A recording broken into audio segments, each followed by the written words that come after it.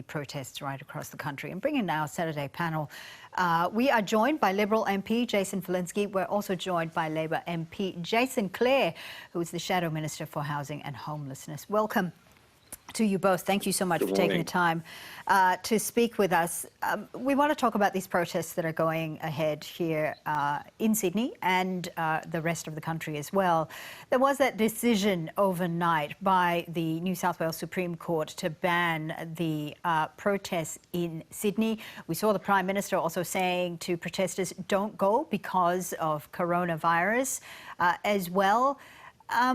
Isn't this, Jason Falinski, isn't this really a chance for the police force to show their solidarity with the protesters and just say, right, fine, you can carry on with the protest, but we're going to give you the space and you need to be careful of contracting the virus? Look, Fazia, let's be clear about a couple of things here. First of all, there will be a number of protests around Australia. The concern here is one of health, and it is applying the health orders to all people and to all events equally. And there has to be equality in the way that the law is applied. So in places like Wagga, where there will be fewer than 500 people, those protests will continue. In places like Sydney, where it's expected that there will be 10,000 people, there is a very real health concern. And our courts have ruled that they're concerned that they will be in breach of health orders and that there will be a negative health impact on that. And that's what the Prime Minister was saying when he said that these health orders have been applied to Anzac Day, to funerals, to weddings, etc.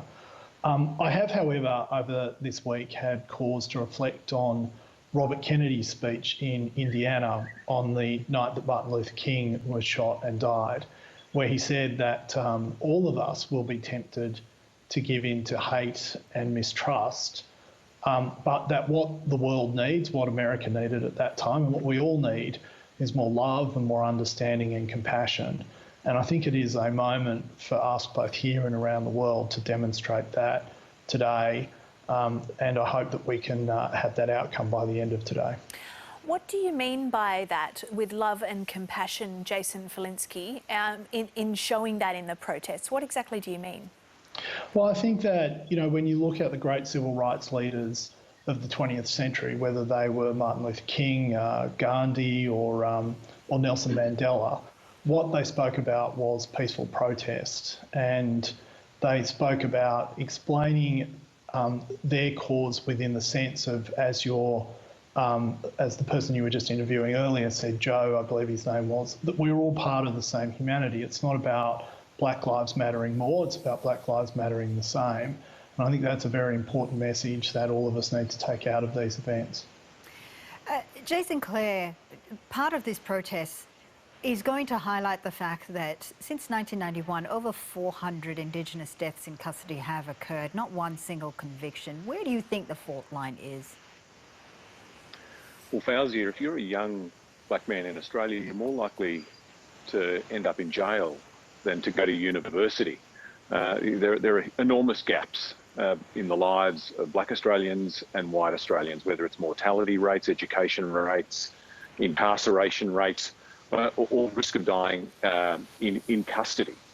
Big challenges, not easily solved. And so I understand that there's a lot of people that want to protest today about this. Being able to protest in a democracy is an important right. Jason's right when he says this is about safety. What we don't want is more people getting sick in the middle of a pandemic, and that's a big risk. We've seen hundreds of thousands of people die all around the world already, and we're all worried about a second wave. The challenge here is, how do you make sure your voice is heard in a safe way? Jason talked about Robert Kennedy.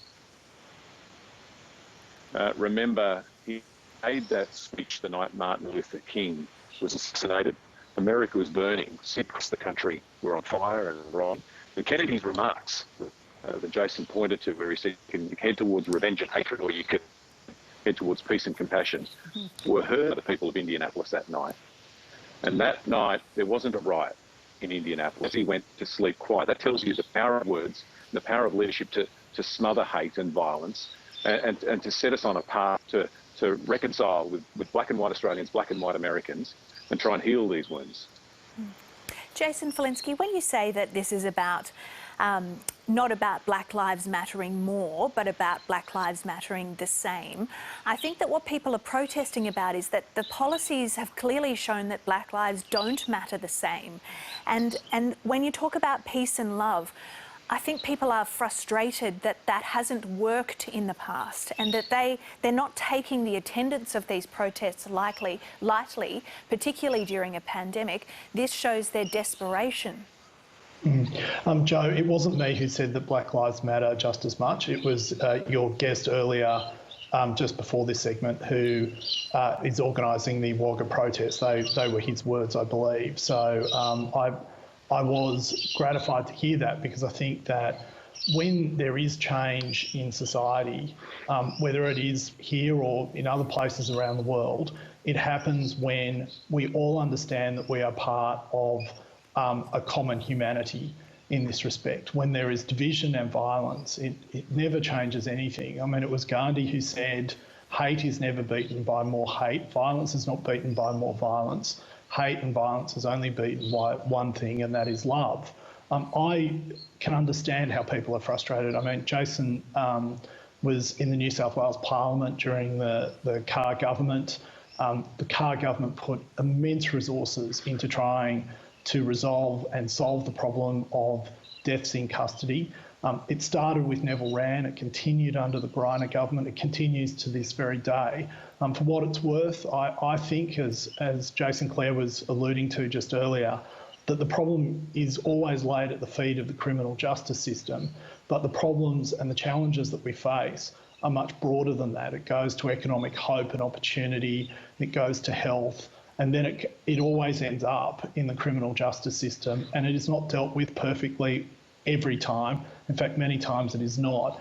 But we need to actually have a broader perspective of this and maybe look at some of the other factors that are leading to it. Now, that's not a discussion for this program, because, as you pointed out, there have been 2 royal commissions and an endless number of investigations into what can and cannot be done.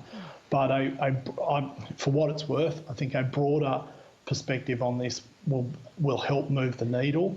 But I don't have the solutions. But I can't think of anyone in the federal parliament, I can't think of anyone in any state parliament in Australia that is not open to those discussions, to moving us towards a better outcome than the one we have at the moment. Right. Well, quotes from Robert Kennedy and Gandhi certainly are not going to help. We hope that more things can actually be done. Well, Fazia, I really don't think that's a fair comment. I think that I think it is. I'm sorry. I think it is. Yeah. I think a lot of people can quote and say, let's all spread love, peace and wonderfulness. But, you know, governments after government after government in this country has not been able to address the underlying issues that many Indigenous people in this country is facing. Fazia, I'm not suggesting something. I'm suggesting that perhaps, and many people are suggesting, and they've contacted us to say, take the politics out of this and actually perhaps consult with the Indigenous community and perhaps actually listen to them. Fazia, are you suggesting that governments around Australia have not consulted with Indigenous communities on this issue? I'm saying that I'm not saying this, but we are hearing this from our viewers,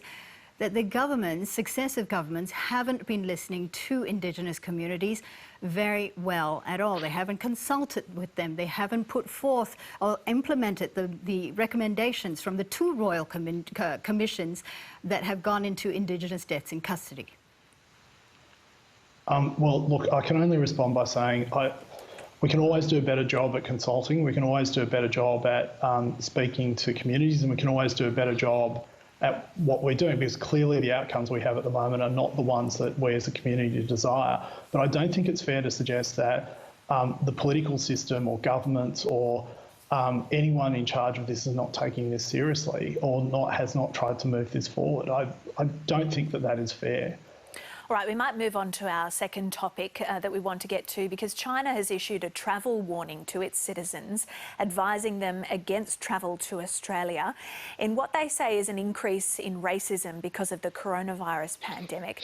Jason Clare, what do you make of this warning from China, and in particular the timing of it, given that the pandemic has been going for a few months now? Well, I think we have seen a spike in racist abuse, but the fact is Australia is one of the safest countries in the world, and we're also a fantastic place to have a holiday. At the moment, the borders are shut. They'll probably be shut for some time until we've got a treatment or a vaccine, but I'm sure I speak on behalf of all of those tourist operators up and down and right across Australia when I say that we want to get tourists back when it's safe to do so. So I hope that the government is working with the Chinese government to make sure that when we can open the border again, we can get Chinese tourists back. We don't see very much of the Foreign Minister, Marise Payne. She's harder to find than Jimmy Hoffa nowadays. But I hope she's on the phone talking to the Chinese government about this, as well as all the other issues that seem to be problems with the relationship at the moment. Jason Falinski, does this further sour relations between Australia and China?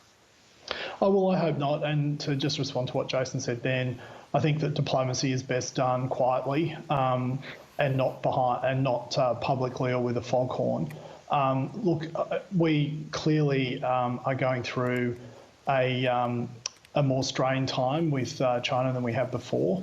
I think that there have been unfortunate incidents where people have been blaming members of the Chinese community for the pandemic in Australia, so that's something that we need to resolve, and I know that the Prime Minister and the Leader of the Opposition have spoken quite strongly against those things, and we will deal, as we have always done, with China, which is quietly and as friendly as possible, because we have a lot of things in common that we need to resolve.